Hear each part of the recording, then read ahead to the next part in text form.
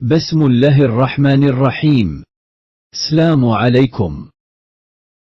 عربی زبان میں تمیمہ کے معنی اس دھاگے، تار، گنڈے کے ہیں جیسے جسم کے کسی حصے میں باندھا جائے۔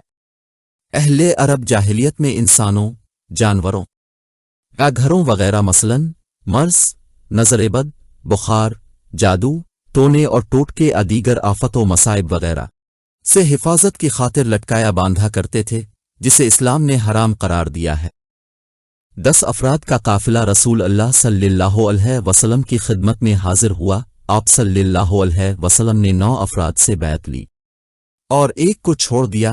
لوگوں نے عرض کی کہ اس کا کیا معاملہ ہے؟ رسول اللہ صلی اللہ علیہ وسلم نے فرمایا کہ اس کے بازو میں تمیمہ ہے، اس آدمی نے اس کو کاٹ دیا۔